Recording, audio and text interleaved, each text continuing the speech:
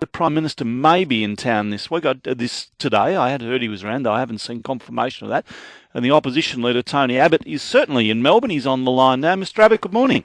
Neil, lovely to be with you. Thank you for speaking with us. Just first on, I want to get to the asylum seekers in a moment, but this petrol shopper dockets, what's your policy on petrol prices? Well, we think that the ACCC should carefully monitor this, and I'm pleased that ACCC boss Rod Sims is doing so. A lot of politicians over the years have made a lot of promises on petrol prices. You might remember Kevin Rudd promised us Fuel Watch in 2007, and that got absolutely nowhere. So I'm not going to make big promises, Neil, but I think the ACCC does need to monitor the situation, and it looks like Rod Sims is concerned about cross-subsidisation reducing genuine competition, and I think he's right to be concerned. So you think that the shopper dockets might actually work against motorists? Well, that seems to be Rod Sims's worry, and look, I have no reason to think that he's just inventing this. I think it is an issue. I think it does need to be carefully looked at, and good on Rod Sims. He's doing what seems to be a pretty fair job. But no promise from you on keeping petrol prices down? No petrol commissioner? Well, we're not going to make promises we can't keep. Yep. We're not going to repeat the mistakes that Kevin Rudd made in his first term in government. We're not going to be all talk and no action. We will under-promise and over-deliver. That's what we'll want to do should we win the election. And I'm assuming you're not going to reduce the tax on petrol? Well, look, the short answer is we've got a revenue crisis, and we're going to abolish the carbon tax, we're going to abolish the mining tax, we're going to pay for those things with sensible savings. But there are lots of taxes we'd like to see come down, but for all sorts of reasons at the moment we can't promise any relief there. You will have seen the reports today that Melbourne MCG will have the Cricket World Cup final. If you're Prime Minister, will you come? Of course. Absolutely. And let's hope Australia's in it. Well, either way, yes, let's hope Australia. We've paid a fee for it. It'd be good business, though, wouldn't it? I mean, I don't know how much the fee is, but it should be a huge boost for Victoria. Look, well, for Australia, because there'll be games in Sydney too, I assume. The short answer is I'm sure you're right, Neil. Look, these big sporting events, like any big public gathering, tend to be very good for the host city. Melbourne does these things magnificently. Melbourne is a superb city. There's no doubt about it. Melbourne has well and truly made the most of itself, and there's a lot of lessons that Sydney can learn from Melbourne. Well, yeah, Melbourne outbid Sydney by the sound. Now, you plan for asylum seekers, a tent city on Nauru. Haven't we been down this path too much with tent cities? Well, Neil, look, a coalition government will be ready to hit the ground running. It won't take us 2 years to work up offshore processing the way it's taken the Labor government and Mr Rudd. We've been absolutely consistent for more than a decade on this subject. We think there should be rigorous offshore processing at places like Nauru and Manus. That's why we've got to have the facilities. And look, we will get the facilities up and running within weeks. It won't take months and years as it has under Labor. But 2,000 isn't many. How long is it going to take you to fill it? Well, it depends how quickly the people smugglers get the message that a coalition government is serious. And look, we are serious. We stopped the boats before, and it was Mr Rudd who started them up again, Neil, by closing down the Pacific Solution. Yeah, but since his PNG announcement, we've had, 1,350 have arrived. Exactly. Now, you can be setting up, you're in government, you're setting up a tent city for 2,000, and within a few weeks you've got 2,000 people here. What happens then? Well, it's not the only thing we'd do. There'd be temporary protection visas here in Australia, and there'd also be the readiness to turn boats around where it's safe to do so, Neil. So we are not relying on just one particular aspect of policy. We've got a whole range of different policies, all of which would be bearing down on the problem of people smugglers, and we've done it before. We have the track record. Mr Rudd's tried everything, and nothing's worked because nothing's been pursued properly. So will temporary protection visas be available to people who arrive after you become Prime Minister, or will they not get into Australia, even on TPVs? Well, we want to stop them coming, but if for whatever reason they get here, they won't get permanent residency. They'll get temporary protection visas, and if the situation in their country is safe, they'll go back. These are people, including boats that are intercepted at sea? Well, the thing is, we want to stop them from getting here in the first place. That means interdiction operations in the countries to our north in cooperation with them. We want to stop them getting here once they've left places like Indonesia through operations on the high seas. If they get here, we'll process them in places like Nauru. If for whatever reason they end up in Australia, they won't be here with the prospect of permanent residency. They'll be here on temporary protection visas. So at every spot along the chain, we will be acting decisively to try to stop the boats, because that in the end is all that matters. We've got to stop the boats. If we don't stop the boats, the deaths will keep happening. Okay. The blowouts will be with us, and the flow just will get bigger and bigger. Is it correct that on Nauru you've got your tent city for 2,000? You're going to move other people into the community, into what's described as a rebuilt slum area? Is that correct? Well, that's not what our policy will say. We think Nauru can handle up to 5,000 people. What in tents?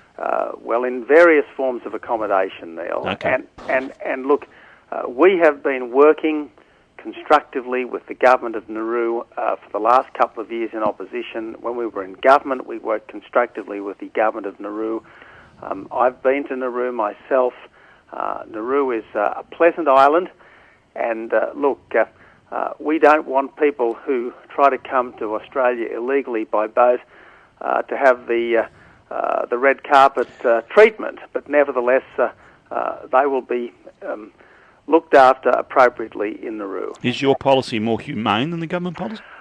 Well, it's a question of what's effective, and the coalition effectively stopped the boats. Kevin Rudd started them up again, and he's had every imaginable position on this particular issue, and that's why the people smugglers don't take him seriously, and I doubt the Australian public on this subject take him seriously. Will you pay welfare to asylum seekers who are living in Nauru?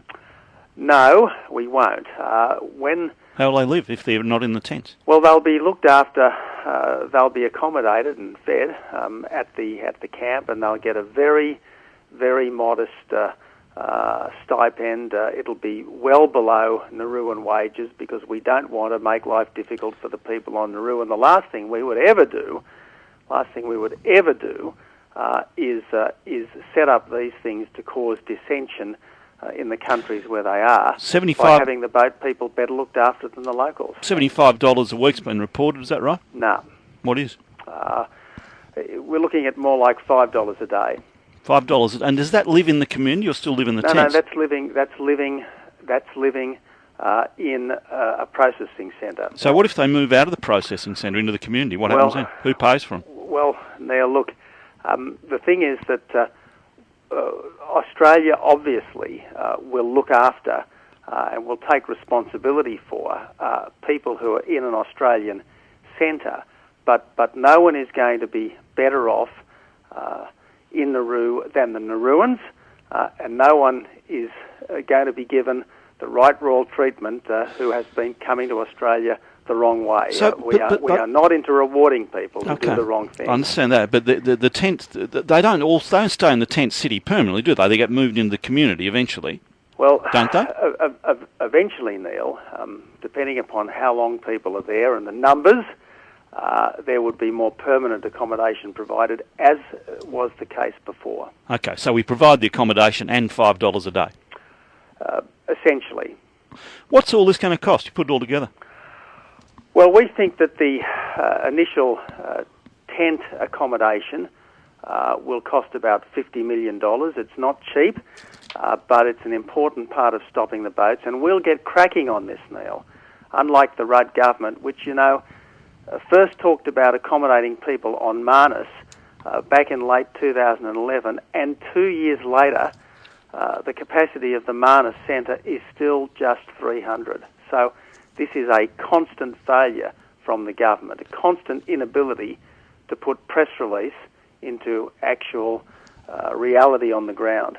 Mr Abbott, just a couple of other quick things. Budget issues, and the government, we're expecting a mini budget this week. You agree there's a big black hole coming here, isn't there? Mm-hmm. Whoever's in government has that. Well, I agree that the Rudd-Gillard government spendathon has very badly damaged the fiscal situation that the Howard Costello government created.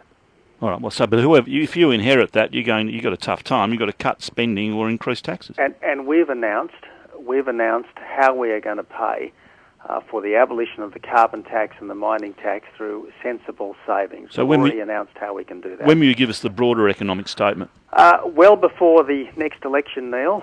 People will have the full fiscal statement from us, so they'll know exactly where the savings are. Do you agree that the re-election of Kevin Rudd as Prime Minister has changed the dynamic of the campaign? I think it's papered over the cracks inside the Labor Party temporarily. Obviously, there's been a bit of a sugar hit to the Labor Party, but I don't think the Australian people will fall for the same tricks twice from the same individual. What's your latest tip on an election day? Well, I think Mr Rudd should stop playing games with the public. I think he should stop thinking of himself, and I think he should have it as quickly as he can. And the first available date is now September the 7th. It's already 3 years and 2 weeks, even on September the 7th. I think Mr Rudd is trying to squeeze the last bit of mileage he can, the last bit of juice he can out of this term of Parliament. Is it right if he goes beyond September 21st, Parliament has to sit again?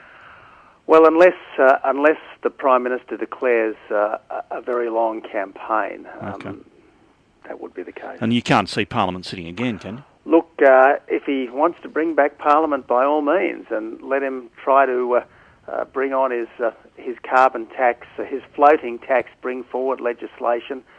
Let him deal with fringe benefits tax, this $1.8 billion hit on the car industry and on jobs and sales. Look, by all means, let him bring the Parliament back, but I think the public just want an election. Could I suggest you're looking a little un-Abbott at the moment?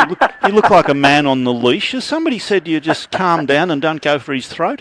Look, I think if you analyse what's been said, there's been a nice blend of criticism of a bad government and support for a strong and credible alternative. But is your advice to sort of calm it down a bit? No. My advice is to keep doing what I've always been doing, because let's face it, the last time I was up against Mr Rudd, he was sacked for incompetence and arrogance by his own party, and just a month ago, fully one-third of the cabinet wouldn't serve with him. And if the people who know him don't trust him, why should the Australian public? So we will see you off the leash and going for his throat before the election? You'll see me doing in the future what I've done in the past, which is I'll be critical of governmental mistakes and I'll be promoting a strong alternative. I don't know that Joe Hockey's a good attack dog, that's all. Joe does a terrific job. Oh, maybe he does, but he doesn't strike me as a Rottweiler, does he? Oh, well, look, Joe strikes me as someone who's going to be one of the great treasures of our country. Well, if you were a dog, what would you be? Well, I'm not. Thankfully, I'm not, Neil. Thank you very much for your time. Good on you. Opposition leader Tony Abbott, I still think he's going to have to come off the lead one day. Anyway...